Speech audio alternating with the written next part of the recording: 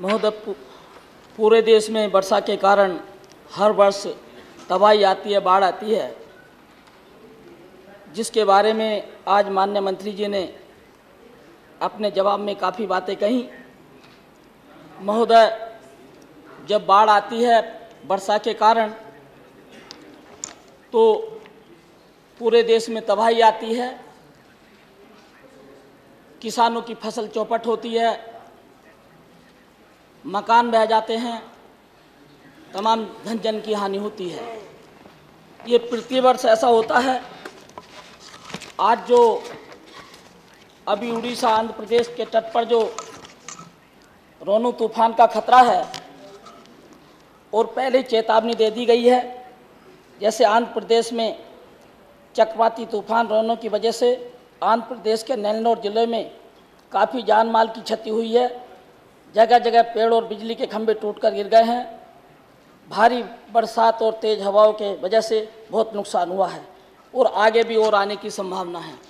तो इस पर आंध्र प्रदेश की सरकार को और केंद्र सरकार को पहले से ही सावधानियां बरतनी चाहिए और जो ज़्यादा से ज़्यादा वहाँ पर राहत पहुँचानी चाहिए। महोदय, उत्तराखंड में हमेशा सबसे ज़्यादा तबाही आती है अधिक वर्षा के कारण और बादल फटने के कारण। जब बादल फटते हैं तो पहाड़ों का भूस्खलन होता है, गांव के गांव खिसक कर नीचे आ जाते हैं, तमाम जानें आती हैं, तमाम जानें चली जाती हैं।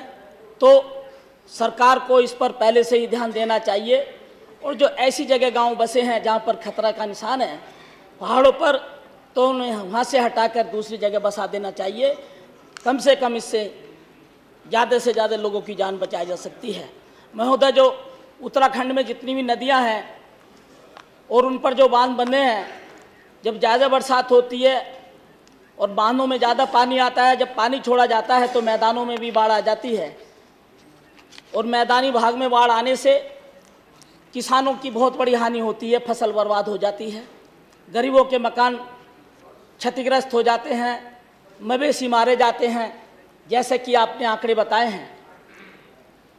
केंद्र सरकार की तरफ से, प्रदेश सरकार की तरफ से जो उनको राहत सहायता मिलती है महोदय, समय पर नहीं पहुंचाई जाती, बहुत देरी से पहुंचाई जाती है, जिसका घर बर्बाद हो जाता है तो उसको रहने का ठिकाना नहीं होता है, तो उसको व्यवस्था होनी चाहिए।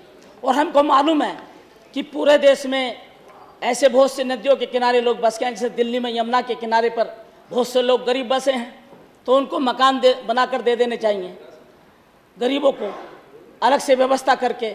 जैसे उत्तर प्रदेश में बहन मायावती जी ने मान्यवर श्री काशीराम गरीब आवास योजना चलाकर गरीबों को लाखों मकान देने का काम किया, तो इस प्रकार से आप लोगों को भी, केंद्र सरकार को भी पूरे देश में चिन्हित करके गरीबों को अलग से मकान देने चाहिए। इसके साथ साथ मेरा एक सुझाव है कि पूरे देश में जो नदियों के किनारे जितने भी शहर बसे हैं, आज भूमाफियाओं ने उन पर कब्जा किया है, नदी की ज़मीनों पर, और वहाँ कॉलोनियाँ बसा दी हैं और उसको बड़े रेट में बेचा जा रहा है और नदियों की ज़मीन को घेरा जा रहा है। जब बाढ़ आती है, डामों से पानी छोड़ा जाता है, शहर में के किनारे पानी आता है जहाँ पर आबादी बस गई है, तो पूरी आबादी में पानी हो जाता है और जनधन की नुकसान हो जाता है। इसका सर्वे किया जाना चाहिए, पैमाइश करानी चाहिए कि नदियों की कितनी चौड़ाई थी, आज चौड़ाई घट करके बहुत कम हो गई है और नदी की जमीन में मकान बन गए हैं, उससे काफी हानि हो रही है। तो इस ओर भी ध्यान देना चाहिए। दूसरा, जो गैर मौसम बरसात होती है या हानि होती है, तो जो मुआवजा दिया जाता है तो मुआवजा नहीं मिलता है। जैसे उत्तर प्रदेश में गैर मौसम बरसात हुई थी 14-15 में और किसानों को जो गेहूं की फसल का मुआवजा दिया गया था, वो आज तक भी नहीं बटा है। मुश्किल से 25% किसानों को मिला है, 75% किसानों को आज तक मुआवजा नहीं मिला है। इस ओर ध्यान देना चाहिए। सुप्रीम कोर्ट ने ऐसा तमाचा मारा, शायद आइंदा ऐसी हरकतें वो कभी नहीं करेंगे, ऐसा मैं समझता हूँ। लेकिन फिर भी उनकी ये आदत है